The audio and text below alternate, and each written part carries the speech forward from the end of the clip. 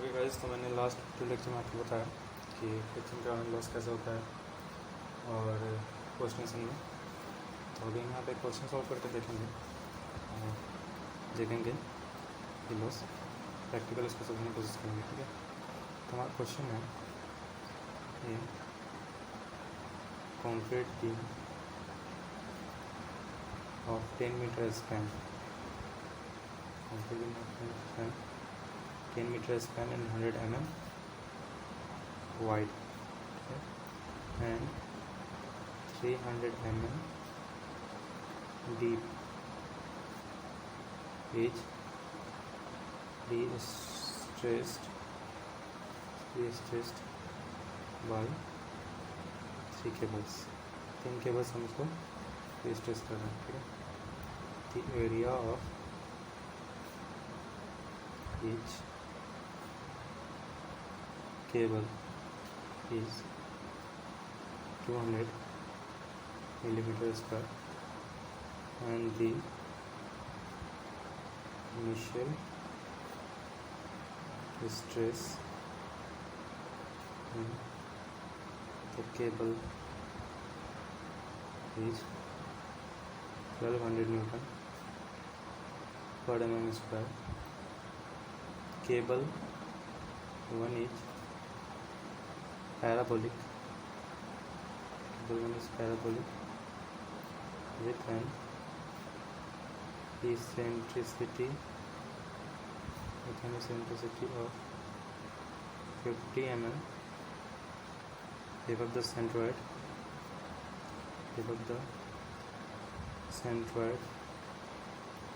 At the supports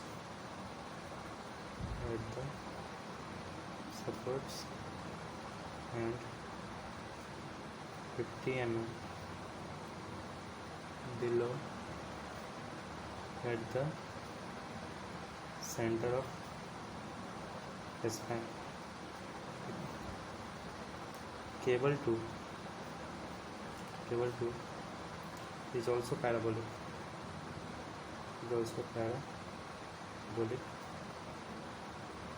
With zero eccentricity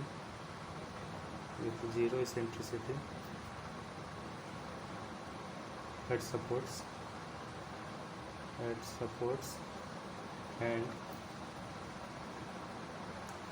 50 mm below the centroid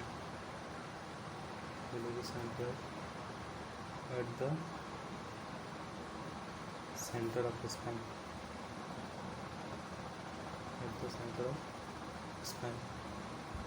Cable 3 is straight.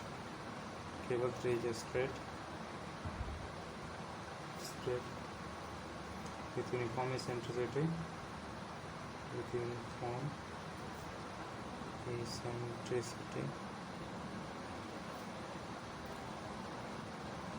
of 50 mm below the centroid. If the cables are tensioned from one end only,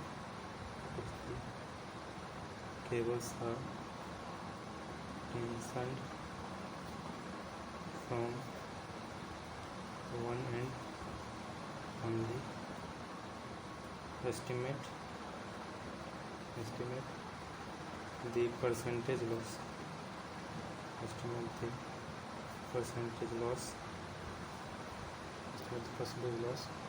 Of stress in each cable due to friction. ठीक है, friction का loss निकालना है एक cable में. क्या था, assume करने के लिए mu equal to 0.35 and k equal to 0.0015 per meter. ठीक है, और कह रहा है इक्वेशन ऑफ पैराबोला का इक्वेशन दे दिया है. Equation of parabola equal to 4e upon L square 4a upon L square x into L minus x. ठीक, तो हमको ऐसा इक्वेशन दे दिया पैराबोला का। और हमको क्या दिया है, म्यू का वैल्यू दिया है, कोएफिशिएंट ऑफ फ्रिक्शन। ठीक है, सिर्फ कोएफिशिएंट ऑफ फ्रिक्शन म्यू, और ये के क्या है, coefficient of friction due to wave effect या ग्लोबल इफेक्ट। ये 0.0015 पर मीटर है, पर मीटर में इसकी वैल्यू रहती है। तो हम पहले बताएं आपको, इससे पहले जब आपको लेक्चर लिया था उसमें बताया था कि का वैल्यू 0.15 पर 100 मीटर। अब पर 100 मीटर में अगर 0.15 है तो पर मीटर में कितना होगा, फर्दर उसको 100 से घटाएंगे तो डिवाइड करेंगे तो 0.0015 होगा। तो वही है ये वैल्यूज। ठीक है, ये दो वैल्यूज़ दिया है और क्या का क्वेश्चन दिया है। क्वेश्चन में कह रहा है बीम का स्पैन कितना है, 10 मीटर का स्पैन, 100 में विड्थ है क्रॉस सेक्शन और 300 में क्या है डेप्थ है। तो कह रहा है कि 3 केबल से प्रेस टेस्ट किए हैं और तीनों के प्रोफाइल दिया है। और केबल के बारे में कह रहा है कि हर केबल का एरिया कितना है, 200 mm स्क्वायर है क्रॉस सेक्शनल एरिया। और इनिशियल स्ट्रेस केबल में कितना था, सब में 1200 Nm स्क्वायर था। केबल 1 का प्रोफाइल कैसा है, केबल 1 का प्रोफाइल पैराबोलिक है, लेकिन पैराबोलिक ऐसा है कि ऐसा पैराबोलिक आपको दिखाते हैं। अगर हम ऐसा लेते हैं अपना बीम, कैमरा बीम 10 मीटर का, तो हम इसको दिखाते हैं, इसी चीज़ यहाँ पर ले करेगा। ठीक है, कह रहा है कि सपोर्ट से 50 mm ऊपर, ठीक है, सेंट्रॉइड से 50 mm ऊपर इसका एसेंट्रिसिटी लाई कर रहा है सपोर्ट में, तो सपोर्ट में 50 mm ऊपर है। और सेंटर स्पैन में सेंट्रॉइड से 50 mm नीचे। तो पैराबोला कैसा बनेगा, ऐसा बनेगा। ठीक है, देख रहा ना, ये ऐसा पैराबोलिक प्रोफाइल बनेगा। ठीक है, ये फर्स्ट केस, ये केबल 2 के बारे में कह रहा है कि सपोर्ट में इसका 0 एसेंट्रिसिटी है और सेंटर पे में 50 mm। तो ये ऐसा बनेगा, ऐसा बनेगा। ठीक है, ये हुआ केबल 2। केबल 3 कह रहा है कि 50 mm straight line cable, 50 mm straight line cable, ये हुआ केबल 3। ठीक, कह रहा है कि एक एंड से इसको सिर्फ हम इसमें एक एंड से पोस्ट टेंशनिंग कर रहे हैं। ठीक है, ये हमारा क्वेश्चन है। तीनों केबल में हमको लॉस निकालना है, फ्रिक्शन निकालना है, सब कुछ दिया है। क्रॉस सेक्शनल एरिया दिया है 200 mm स्क्वायर पर केबल का, और इनिशियल स्ट्रेस तीनों में दिया है P स्ट्रेस दिया है। ठीक है, तो स्ट्रेस हमारा इनिशियल दिया है, इनिशियल स्ट्रेस 1200 N पर मिलीमीटर स्क्वायर। ठीक है, एक इक्वेशन भी दिया है पैराबोला का, तो ये मत कंफ्यूज जाएगा कि ये पैराबोला अलग है, केबल 1 और केबल 2 में तो डिफरेंट पैराबोलाज है, तो दोनों में सेम इक्वेशन कैसे हो गया। तो ये इसको ये ई यहाँ पे डिफ्रेंशिएट कर रहा है। तो फर्स्ट केबल 1 में जो इक्वेशन होगा हमारा केबल 1 में, तो वहाँ पे हमारा 4 × 2e होगा। ठीक है, 4 × 2e अपॉन एल स्क्वायर, ये इक्वेशन बनेगा हमारा x × l - x। ठीक है, और केबल 2 में सिर्फ हमारा 4 × e upon L square x l - x। तो ये अंतर होगा दोनों, ऐसा नहीं होगा कि दोनों डिफरेंट पैराबोलाज हैं, दोनों की इक्वेशन अलग अलग है। इस तो स्ट्रेट लाइन है, तो उसमें हमको कोई मतलब नहीं है कि अल्फा एंगल जो निकालते हैं, तो अल्फा एंगल क्या होगा, तीसरा स्ट्रेट है, तो ये स्ट्रेट लाइन के बीच में 2 पॉइंट ले लीजिए, दोनों के बीच में एंगल क्या होगा, 0 होगा। तो अल्फा वैसे भी 0 था इसमें, तो अल्फा हम निकालेंगे किसमें, केबल 1 और केबल 2 के लिए निकालेंगे। सबसे पहले फॉर केबल 1 के लिए हम इक्वेशन पहले लिखेंगे। हमारा पैराबोला का इक्वेशन क्या है, y = 4 × 2e upon L square × x × l - x। ये हमारा इक्वेशन होगा। अब हमारा पैराबोला का इक्वेशन है, इसको डिफ्रेंशिएट कर दिया, dy/dx, x से डिफ्रेंशिएट कर रहा है, ये हो गया हमारा at/l²। इसको अगर मल्टीप्लाई करके डिफ्रेंशिएट करते हैं तो x × l, इसका डिफ्रेंशिएशन क्या हुआ, l को बाहर लेंगे तो सिर्फ 1 और माइनस एक्स स्क्वायर डिफ्रेंशिएशन क्या हुआ 2x, ये हुआ हमारा डिफ्रेंशिएशन। डिफ्रेंशिएशन करने के बाद अब हम देखेंगे slope at x equal to zero, x equal to zero का स्लोप क्या बन रहा है, ठीक है।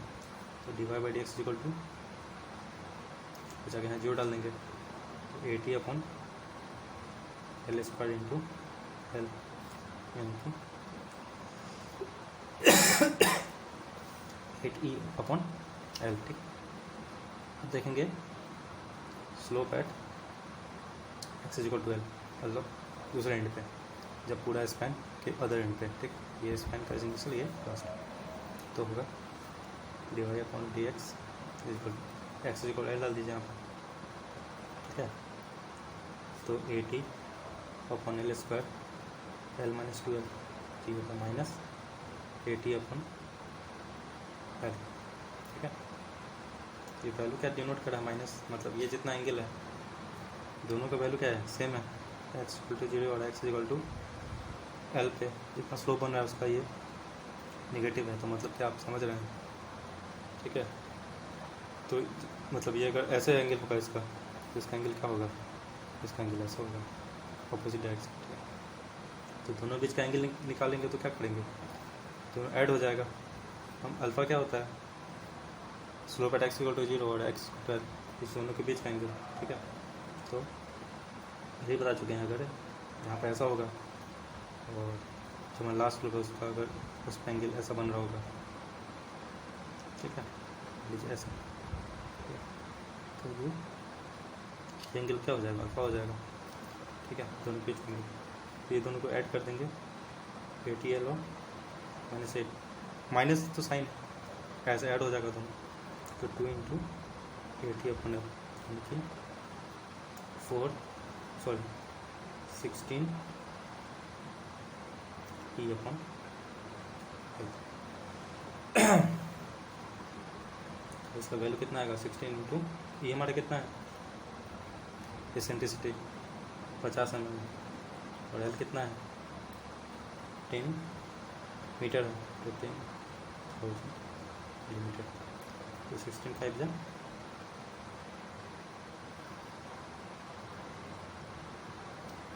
800 और 10,000,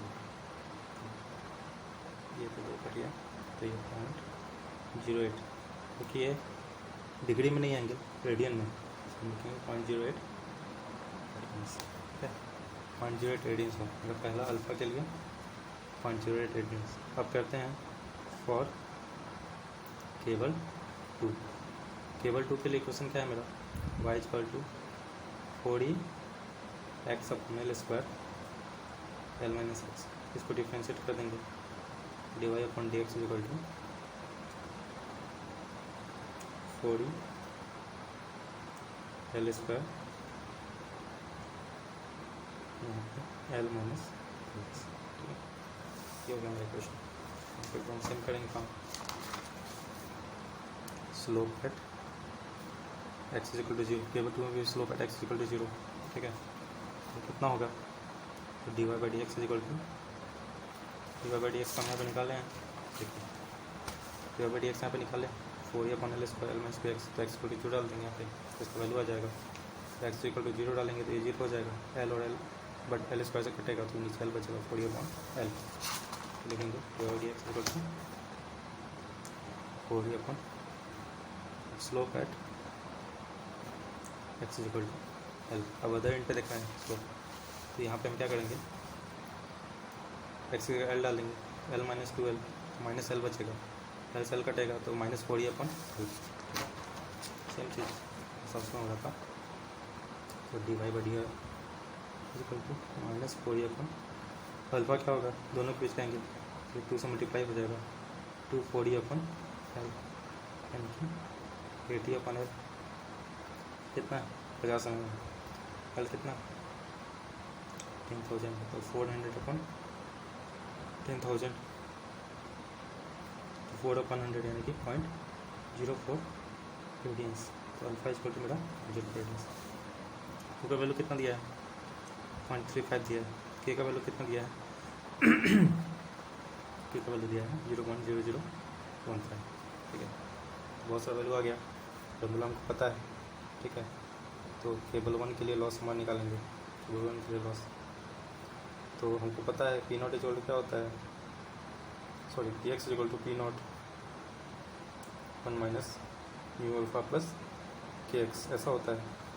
तो Px क्या है मेरा, Px मेरा x डिस्टेंस पे मेरा स्ट्रेस कितना बच रहा है इनिशियल स्ट्रेस से, लेकिन लॉस हमारा सिर्फ ये होता है ये इंटू पी नॉट। तो हम डायरेक्ट लॉस निकालते हैं, तो P not into mu alpha plus Kx, ये हमारा लॉस हो गया। पी नॉट पता है 1200, वो कितना है 0.35, अल्फा कितना है 0.08 प्लस के कितना है 0.0015, और एक्स कितना है मेरा 10 मीटर एक्स, ठीक है।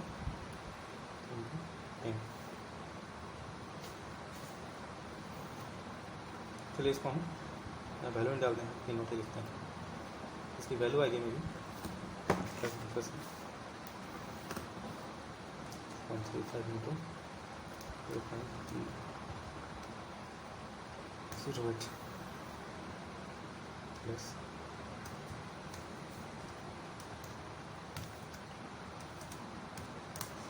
0.043 यानी कि 0.43 यूनिट, ठीक है। अब आते हैं केबल 2 के लिए। केबल 2 के लॉस क्या होगा, सेम होगा P not mu alpha plus Kx। तो पी नॉट को पी नॉट बनाए देते हैं, उनकी जगह 135 अल्फा की वैल्यू बस चेंज है 104 प्लस 0.0015 बाकी कोई अंतर नहीं, तो सेम काम करेंगे, ठीक है। 0.35 इंटू 0.04 प्लस 0.0015 0.029 और केबल 3 के लिए जीरो हो जाएगा लॉस जीरो, सॉरी जीरो नहीं होगा, अल्फा का वैल्यू जीरो होगा, लॉस होगा मेरा, लॉस होगा not into mu alpha plus, ये हमारा जीरो है तो ये पूरा पार्ट जीरो हो गया, तो बचा P not into Kx, K का वैल्यू 0.0015 इंटू 10, एक्स का वैल्यू 10, तो आता है मेरा 0.015, ठीक है। अब initial stress P not equal to मुझे पता है 1200 न्यूटन पर एम स्क्वायर। तो केबल 1 के लिए लॉस कितना हो जाएगा 0.043 इंटू पी नॉट, ठीक है। 0.043 इंटू 1200। केबल 2 के लिए कितना हो जाएगा 0.029 पी नॉट यानी कि 0.029 इंटू 1200, और केबल 3 के लिए कितना हो जाएगा 0.015 पी नॉट यानी कि 0.015 इंटू 1200। तो तीनों का वैल्यू हम यहाँ पर निकालते हैं, ठीक है। 0.043 इंटू 51.6, ये है 51.6 न्यूटन पर एम स्क्वायर। इसी तरह 0.029 इंटू 1200 34.8 न्यूटन पर एम स्क्वायर। इसके बाद है मेरा 0.015 इंटू 1200 18 न्यूटन पर एम स्क्वायर। अब यहाँ पे कोई ये मत बोलेगा कि पी नॉट तो मैं न्यूटन पर एम स्क्वायर में है और एक्स को हम मीटर में क्यों ले रहे हैं। देखिए के का जो वैल्यू है, ठीक है, आप फिर से हम बताएं कि आप ये मत बोलेगा कि पी नॉट का वैल्यू न्यूटन पर एम स्क्वायर में और एक्स का वैल्यू मीटर में हम खोल रहे हैं अलग अलग में।